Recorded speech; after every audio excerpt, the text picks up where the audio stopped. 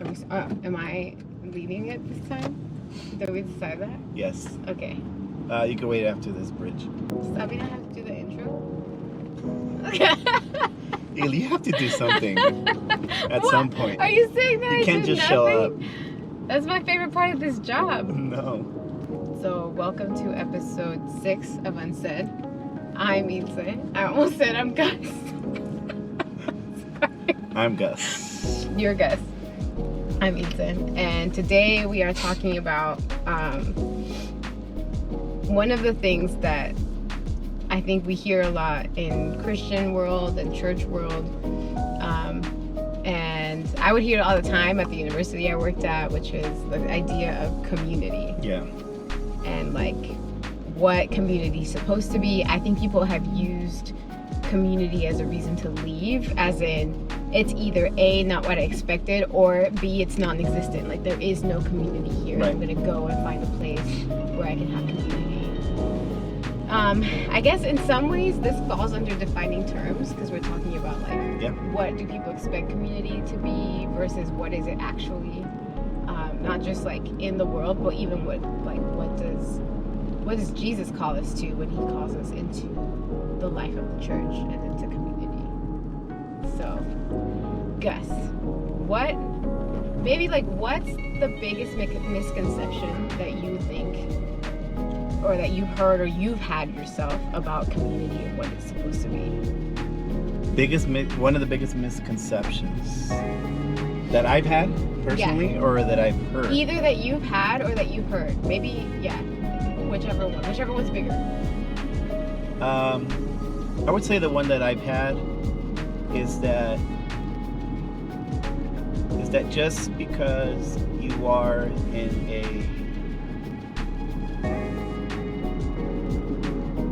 an environment with a good amount of believers, you can't necessarily just call that community.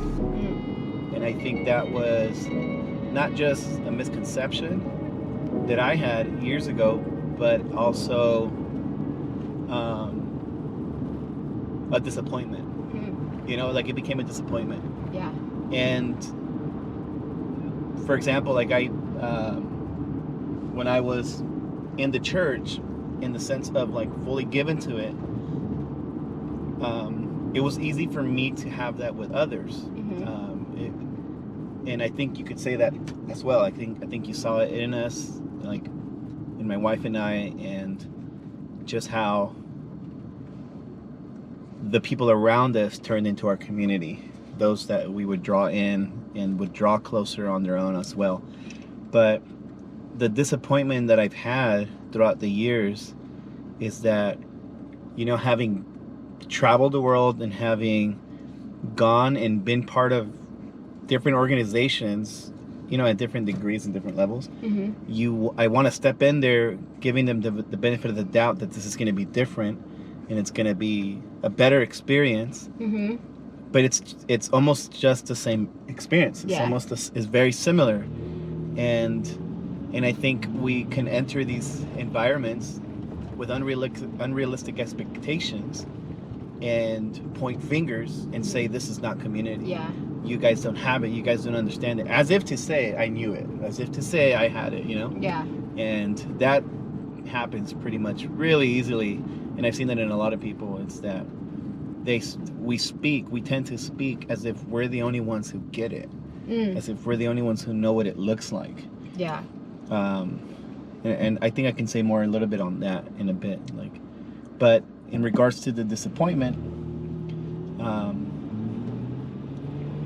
community has to start with me when I choose to do so, and I make specific decisions and intentional ones at that, not just because I have good intentions, but I become intentional. Right? That's really good. Yeah. I think that the really pithy way to say that is maybe that community isn't something you find, it's something that you make. Yeah. Because I think one of the biggest disappointments is when you hear about an organization or a church that's supposed to be it's so great, they're super awesome, they're changing the world, and then you get there and no one talks to you, or you make no friends. There's no connection. Everybody else already has their little circles, and you feel like an outsider. Right. And and I think that what ends up happening is you feel like, well, I thought this place was supposed to be different. Right. And maybe because at the beginning it's not, then all of a sudden like you're disappointed. And I've experienced that at this university that I went to.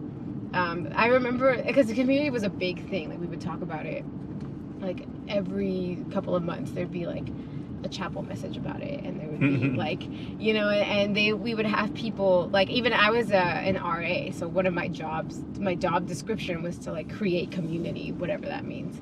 And you got paid to do that? I got paid to do that. Wow. Well, I mean, I got a scholarship to do that, yeah. And so one of the things that ended up happening was during one of these community chapels, they were talking about, I don't know what the message was exactly, but I do remember them saying something about like challenging the group of people that was there to connect with somebody, and like to go up to someone that they didn't know and like pray with them about like being in community. And I was we've talked about this in past episodes, my judgmental phase of life where I thought I knew everything. So I was still in that phase where I really believed that I was the best Christian ever, and I believed that if anyone knew how to do community, it was me. Of course. And so I decided that I was going to sit there and put this so-called community to the test, and I was gonna like see if they'd actually be down to meet the requirement, like that was being, you know, like I was like, we'll see, like if they actually do this, right? So I chose not to go up to anybody. As if you were the litmus test. Exactly. Like, if somebody comes up to me, it's because this community is legit. If they don't come up to me, it's because they're all a bunch of hypocrites. And, like, none of them are actually, like, walking it out, and they don't get it, and I get it, and they don't. And they're not. And, like, I'm here, like, a new person, and nobody's reaching out to me, and they literally just talked about that, and so what's going on, you know? Right. And I could use it as an excuse to be offended and then decide that I can be cynical against this community. And so I stayed by myself, and I was like, literally felt in my heart, like, I'm just gonna put this place to the test, and if it's real community, someone will come up to me. Right. No one did. I stood by myself for like 20 minutes, and but it was another one of those moments where I suddenly felt Holy Spirit bring conviction and tell me, like, who told you that you are the ultimate judge of what community is? And why do you get to be the litmus test? Right. Why are you the standard? And if you are the standard, why aren't you the first to step out of your comfort zone and do it? Right. And so the problem with this community isn't that they didn't go up to you, it's that you didn't go up to them. Like, wow. You didn't take that step. So in that, you're proving that you are a hypocrite. Like, you think you know community, but you're not willing to put the work in to create that around you. So the problem with this community is you. Right. That reminds me of a Ravi Zacharias quote, where he said that we usually leave to try to find the perfect church. Yeah. And as soon as we find it, he goes, it stops being perfect because you showed up. Yeah. And you know, and what we don't want to talk about and we don't want to mention, and it's the UNSAID conversation, it's that the common denominator in all of our relationships and friendships is us. Mm-hmm. And we don't want to think it's us. We will always want to think it's everyone but us. Mm-hmm. And that we're not the problem. Yeah. And everybody else is the problem because they don't get what I get. They don't see what I see. They don't understand what I understand, etc. And so, as it relates to this, a crucial place to start, and I think it's one of the things we were talking about before the recording, is a book that we would recommend to anybody who's listening to read. It's called Life Together by Dietrich Bonhoeffer. Mm-hmm. And it talks a lot about, the whole book is on community and biblical community, but the corporate aspect of community begins with the personal aspect of relationship with Jesus, right? Yeah. If anything else that you recall from the book, or something else that you want to bring up? regards to what I just said. Yeah, I think one of the things that I love that Bonhoeffer addresses in the book is that it's like when you're disappointed with the community, because he says like anybody who signs up to follow Jesus signs up thinking already of what community with people who follow Jesus is going to be like. Right. Like, especially, you know, you've met or been like the squeaky brand new Christian, squeaky clean, you know, that's like, wow, I'm so excited to come to church. Like, everybody's going to love me. Nobody's going to judge me. Like, everybody's going to be so accepting and welcoming. And right. like, I can just like share my thoughts and my feelings, and I know that I'm safe. And like, and then you step out and you start to do those things and you realize, oh, like, the hermanas are gossiping. Oh, like, the pastor just used my story as an example. Oh, yeah. Like, you know, like, all of a sudden, like, all the things that you thought shouldn't be happening in church are happening, and they're happening to you. Yes. And so Bonhoeffer actually talks about this, and he talks about how when you come into community, it's the grace of God that shatters all of your expectations and says, it's not going to be the way you thought it was. Right. I don't know if he calls it this or if this is what I called it in my brain, but in my mind, that's like it's the discipleship of disillusionment. Like when you are disillusioned in some ways, and he speaks about this too, like your ideas about who you thought God was, what you thought the church was supposed to be, all of those things are your idols. Yeah. And when you're disappointed, your idols come crashing down. Right.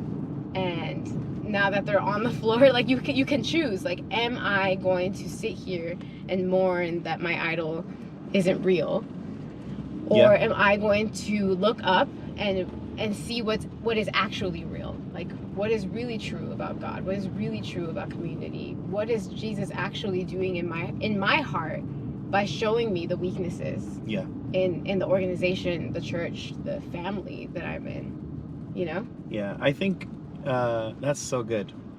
I'm so glad you remember that stuff when I put this. I think if we're honest, like, and I'm not saying just you and I'm saying like anybody who's thinking about this or listening to this now, if we're honest, sometimes we don't even know what we're asking or what we're asking for. We're asking for community, but I think we have a very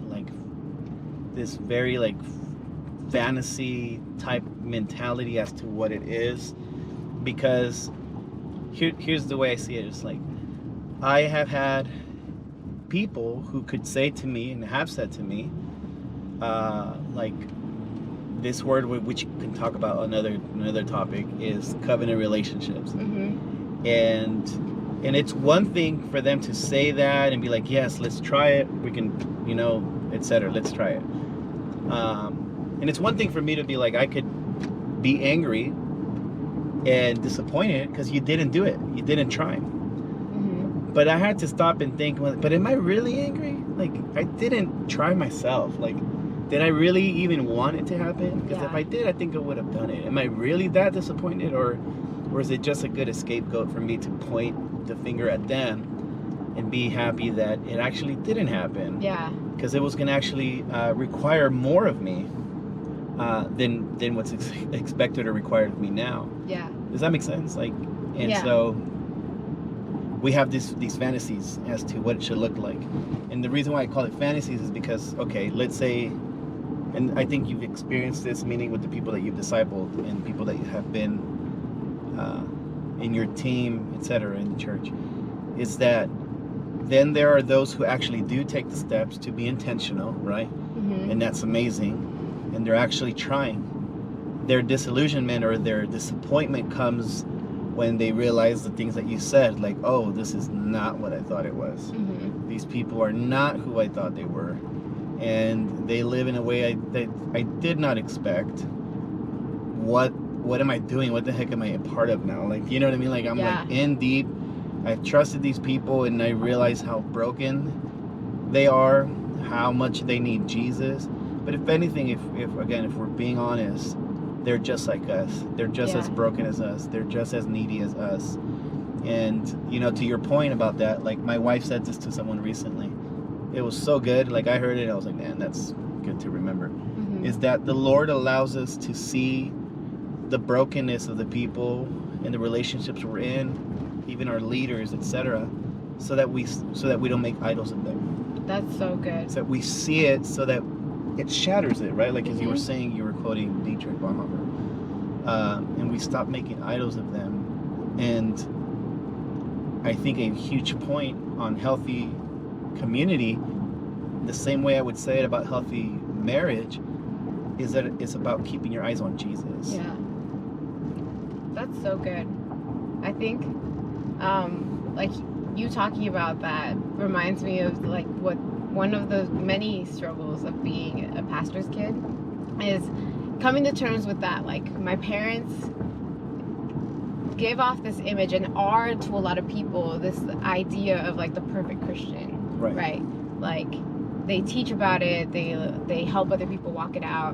But when you're like a kid or a teen and you are at home and you experience your parents suddenly not responding the way that they would at church, or suddenly like frustrated, or suddenly whatever it is, like their humanity shows, I would hear a lot from my friends that were either pastors' kids or like close to pastors' kids that would say something like, how come God picked them if like they don't get it, like they're not perfect, like they're not walking it out, like how could they preach it if they're not walking it out? Yeah. And I wrestled with that because I felt like my parents were never ever hypocritical. They were always 100% sincere, and because of that I got to see a lot of their brokenness and them owning a lot of their brokenness and saying like, you know, like that was my bad or I was wrong or whatever it is. And so because of that, because I watched them own their brokenness and not feel like they had to hide it, it made me realize that my parents were called not because they were perfect or qualified or, you know, that they would do everything without making mistakes, but they were called because just God liked them. Like, and he likes to use broken people. That's his favorite. And so to me, they're like the primary testimony of the grace of God. Like, they didn't walk it out perfectly, but man, like their yes was so sincere.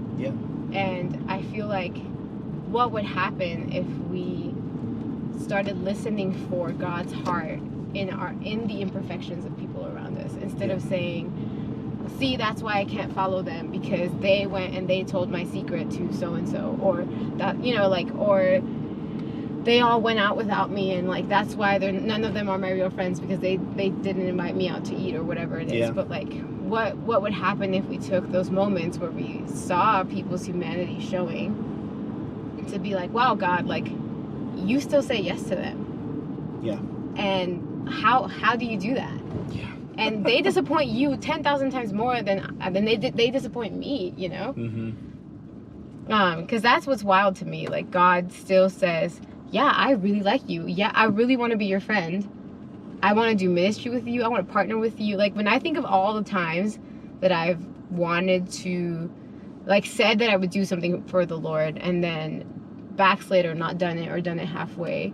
And I still think of all the times that I felt the Lord calling me back and be like, sign up again. Let's do it again. Like what would happen if we received God's heart like that for our communities? You know? You know, and on that note, like for anybody listening who has offense towards their leadership or their pastors, it's like what we spoke about on the last episode. It's that these people, we call them pastors of a church, these people signed up for one of the most critiqued positions on the planet.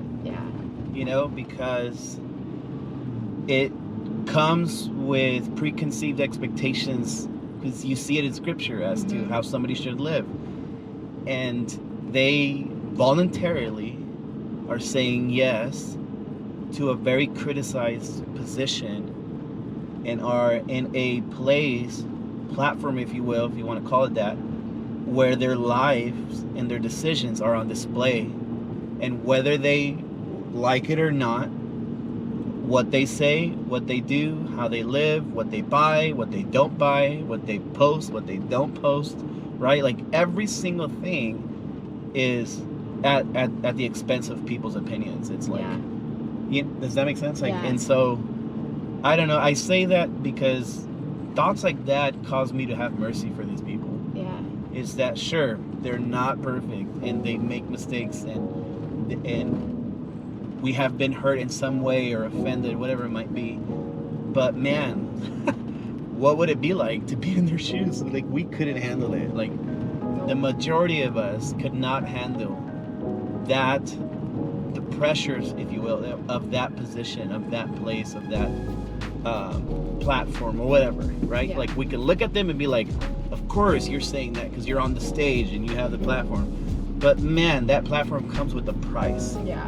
And we don't know what price was paid or is being paid, for that matter, you know, in that sense. And so I say that as in, like, if you're listening and if your offense is towards your leadership or your pastors, like, find reasons to cause your heart to have mercy towards them, and to be loving, to be kind, to be forgiving, because they're voluntarily choosing to do this. Again, that doesn't excuse things that were done, but at least it should help change our response towards them, and we can approach these conversations with mercy, some compassion, because it's not easy. Yeah. You know? It's really not. It really isn't easy. Yeah. There was something that you said that I wanted to say, that I wanted to touch on, but I completely forgot what you were talking about. What did I say? I was talking about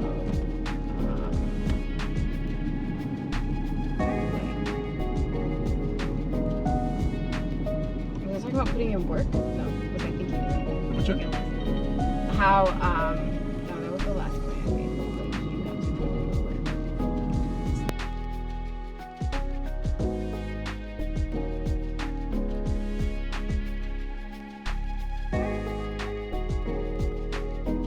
At some point. Are you saying that You I can't do just show nothing? That's my favorite part of this job. No.